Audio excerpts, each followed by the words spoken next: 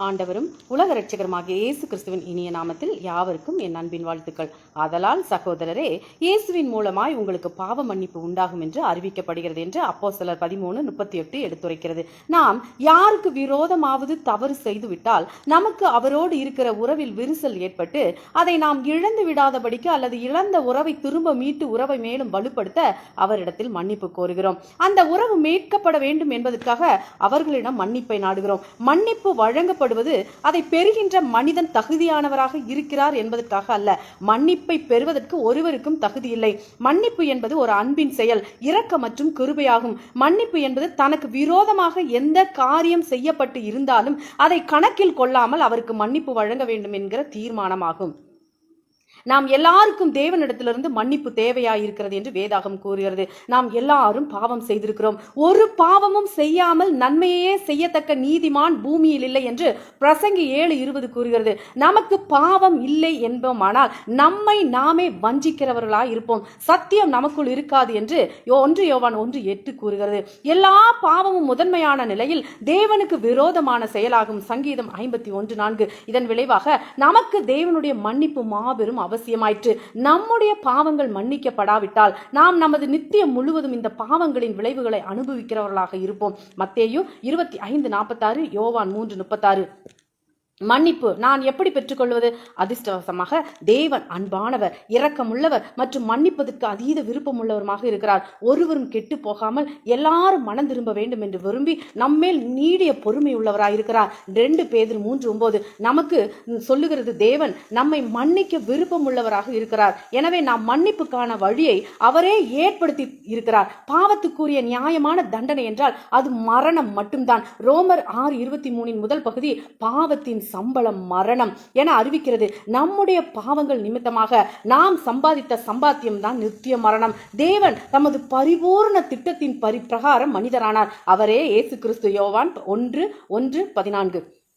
நாம் அடைய இருந்த பாவத்தின் தண்டனையாகிய மரணத்தை இயேசு தம்மேல் எடுத்துக்கொண்டு சிலுவையில் மரித்தார். நாம் அவருக்குள் தேவனுடைய நீதியாகும்படிக்கு பாவம் அறியாத அவரை நமக்காக பாவமாக்கினார் என 2 கொரிந்தியர் 5:21 நமக்கு போதிக்கிறது. நாம் அவருடைய அடைய இருந்த பாவத்தின் தண்டனையை இயேசு தாம் ஏற்றுக்கொண்டு சிலுவையில் மரித்தார். தேவன் என்கிற நிலையில் அவரது மரணம் உலகத்தில் உள்ள சகல மனுஷருடைய பாவமும் மன்னிக்கப்பட ஏதுவாயிற்று. நம்முடைய பாவங்களை நிவர்த்தி செய்கிற கிருபாதார பலி அவரே. நம்முடைய பாவங்களை மாத்திரமல்ல, சர்வ லோகத்தின் பாவங்களையும் நிவர்த்தி செய்கிற பலியா இருக்கிறார் என்று 1 யோவான் 2:2 எடுத்துரைக்கிறது. இயேசு மரித்தோரிலிருந்து உயிர்த்தெழுந்து பாவத்தின் மேலும் மரணத்தின் மேலும் தனக்கு உண்டாயிருந்த வெற்றியை பறைசாற்றுகிறார்.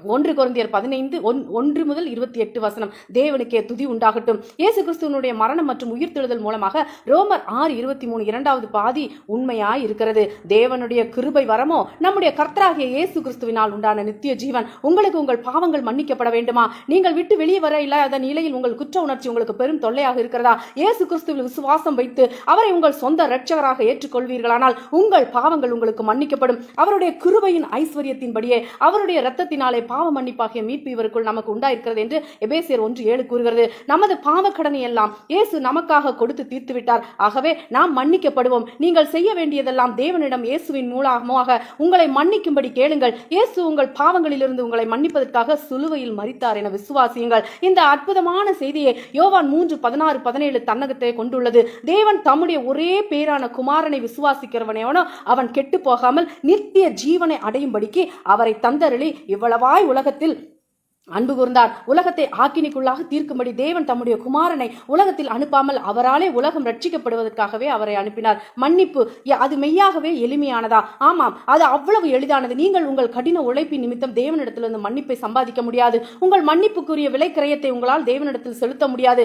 விசுவாசத்தை கொண்டு தேவனுடைய கிருபையினாலும் இரக்கத்தினாலும் நீங்கள் அதை பெற்றுக்கொள்ள முடியும். நீங்கள் இயேசு கிறிஸ்துவை உங்கள் இரட்சகராக ஏற்றுக்கொண்டு தேவன் அளிக்கும் பாவ மன்னிப்பை பெற விரும்பினால் இந்த ஜெபத்தை ஏறிடுங்கள். நீங்கள் ஜெபிக்கிற இந்த ஜெபமோ அல்லது இது போன்ற மற்ற ஜெபங்களை உங்களை ரட்சிப்பதில்லை. கிறிஸ்துவில் நீங்கள் வைக்கிற நம்பிக்கை மட்டுமே உங்களுக்கு உங்கள் பாவங்களிலிருந்து மன்னிப்பு கொடுக்கும். அவர் மேல் உங்களுக்கு இருக்கிற நம்பிக்கை மற்றும் அவரால் நீங்கள் பெற்றிருக்கிற மன்னிப்புக்கு நன்றி செலுத்துகிற ஒரு செயல்தான் இந்த ஜெபம். ஆண்டவரே, நான் உமக்கு விரோதமாக பாவம் செய்திருக்கிறேன் என்றும் அது நிமித்தம் பாவத்திற்கான தண்டனையை அடைவதற்கு பாத்திரமாய் இருக்கிறேன் என்றும் அறிந்திருக்கிறேன். ஆனால் கிறிஸ்துவின் மேல் விசுவாசம் வைத்து மன்னிப்பை நான் பெறத்தக்கதாக அடைய வேண்டிய தண்டனையை அவர் ஏற்றுக்கொண்டார் எனவும் அறிந்திருக்கிறேன். ரட்சிப்புக்காக உம்மில் எனது பரிபூர்ண நம்பிக்கையை வைக்கிறேன். உம்முடைய அற்புதமான கிருபைக்காகவும் மன்னிப்புக்காகவும் நன்றி செலுத்துகிறேன். ஆமென் ஆமென் என்று ஜெபிக்கும். எங்கள் கடனாளிகளுக்கு நாங்கள் மன்னிக்கிறது போல எங்கள் கடன்களை எங்களுக்கு மன்னியும். மத்தேயு 6:12. கசப்பையும் கரைகளையும் மனதில் சுமந்து கொண்டு தேவனிடம் சேர்வது கூடாத காரியம். அதற்காகவே மன்னிப்பு என்ற அற்புதமான குணத்தை தரித்துக் கொள்ளும்படி ஆண்டவர் தம் வாழ்வினாலும் வார்த்தையினாலும் கற்றுத் தந்திருக்கிறார்.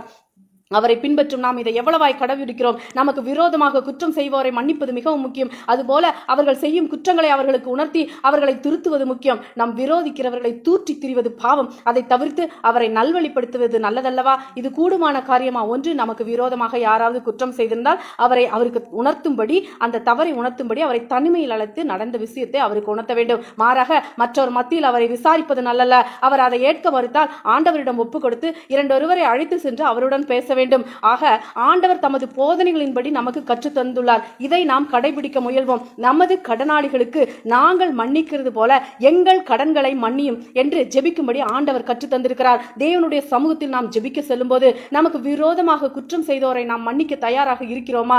இயேசு சிலுவையில் தொங்கிய போது அந்த கொடூரமான வேதனையின் மத்தியிலும் தன் வேதனைக்காக பிதாவை கூப்பிடாமல், தன்னை அறைந்தவர்களை வையாமல் அவர் பேசிய முதல் சொல், பிதாவே இவர்களுக்கு மன்னியும், தாங்கள் செய்கிறது இன்னதென்று அறியாதிருக்கிறார்கள் என்பதையாகும். இது நம்மால் முடியுமா? மற்றவர்களை மன்னிக்கும்படி நாம் மன்றாடுவோமா? கிறிஸ்து உங்களுக்கு மன்னித்தது போல ஒருவருக்கொருவர் மன்னியுங்கள். கொலோசியர் 3:13. நிச்சயமாக தேவன் நம்மோடு இருந்து சகல காரியங்களையும் நம்மை அற்புதமாய் வழி நடத்துவார். நீங்கள் ஆசீர்வதிக்கப்பட்டவர்கள். ஆமேன். அல்லேலூயா. Price God.